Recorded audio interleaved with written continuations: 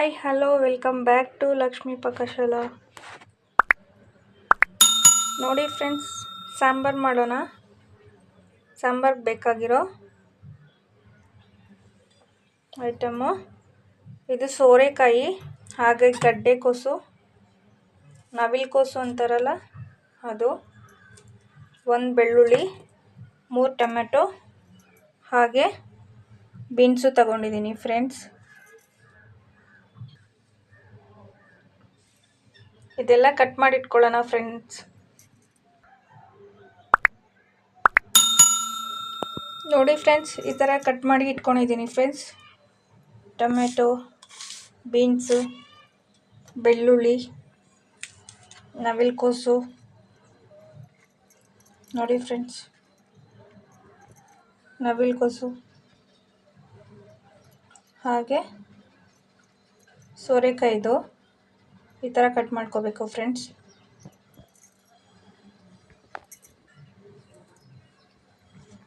ಈಸಿಯಾಗಿ ಸಾಂಬಾರು ಬೇಗ ಮಾಡ್ಬೋದು ಫ್ರೆಂಡ್ಸ್, ಈ ಥರ ಕಟ್ ಮಾಡಿ ಇಟ್ಕೊಂಡ್ರೆ. 2 ಕಪ್ಪಷ್ಟು ಬೇಳೆ ತಗೊಳ್ಳೋಣ ಫ್ರೆಂಡ್ಸ್. ನೋಡಿ ಫ್ರೆಂಡ್ಸ್, ಎಲ್ಲನೂ ಕುಕ್ಕರ್ಗೆ ಹಾಕ್ಕೊಳ್ಳೋಣ. ಬೇಳೆ ಹಾಕ್ತಾಯಿದ್ದೀನಿ ಫ್ರೆಂಡ್ಸ್. 2 ಕಪ್ಪಷ್ಟು ಬೇಳೆ ಹಾಕೊತಾ ಇದ್ದೀನಿ. ಹಾಗೆ ಬೀನ್ಸು,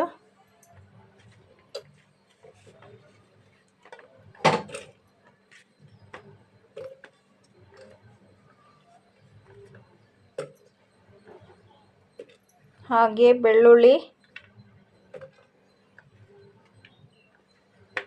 ನೀವು ಮನೆಯಲ್ಲೇ ಬೇಗನೂ ಮಾಡ್ಕೋಬೋದು, ಸಿಂಪಲ್ಲಾಗಿ ಸಾಂಬಾರು ಮಾಡ್ಕೋಬೋದು ಫ್ರೆಂಡ್ಸ್. ಈ ರೀತಿ ಮಾಡಿ ಫ್ರೆಂಡ್ಸ್ ನೀವು. ಟೊಮೆಟೊ,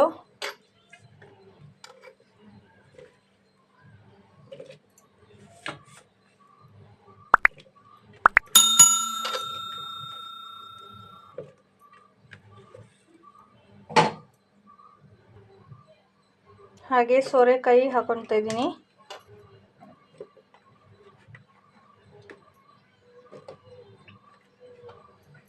ಮನೆಗೆ ಯಾರಾದರೂ ಬಂದರೆ ಬೇಗ ಮಾಡಬೇಕು ಅಂತ ಅಂದ್ಕೊಂಡ್ರೆ ಈ ಥರ ಮಾಡ್ಕೊಳ್ಳಿ ಫ್ರೆಂಡ್ಸ್, ಬೇಗ ಆಗುತ್ತೆ. ಟೇಸ್ಟು ತುಂಬ ಚೆನ್ನಾಗಿರುತ್ತೆ ಫ್ರೆಂಡ್ಸ್.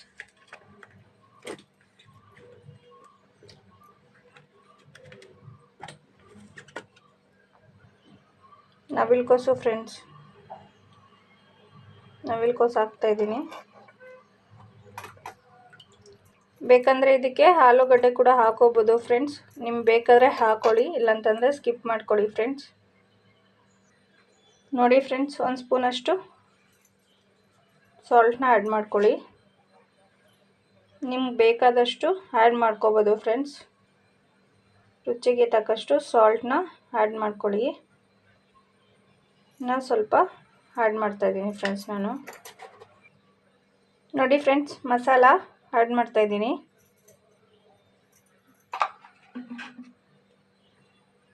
1/4 ಸ್ಪೂನಷ್ಟು ಮಸಾಲ ಆ್ಯಡ್ ಮಾಡ್ಕೊಂಡಿದ್ದೀನಿ. ಖಾರದ ಪುಡಿ 1 ಸ್ಪೂನಷ್ಟು. ಖಾರದ ಪುಡಿ ಎಷ್ಟು ಬೇಕೋ ಅಷ್ಟು ಆ್ಯಡ್ ಮಾಡ್ಕೋಬೋದು ಫ್ರೆಂಡ್ಸ್ ನೀವು. ಹಾಗೆ ಇದು ಕೂಡ ಸಾಂಬಾರು ಪುಡಿನೇ, ಇದಕ್ಕೆ ಜೀರಿಗೆ ಎಲ್ಲನೂ ಆ್ಯಡ್ ಮಾಡಿರ್ತಾರೆ ಫ್ರೆಂಡ್ಸ್. ಮನೆಯಲ್ಲೇ ರೆಡಿ ಮಾಡಿರೋದು ಇದು. 1/4 ಸ್ಪೂನಷ್ಟು ಆ್ಯಡ್ ಮಾಡ್ಕೊಂಡಿದ್ದೀನಿ ಫ್ರೆಂಡ್ಸ್.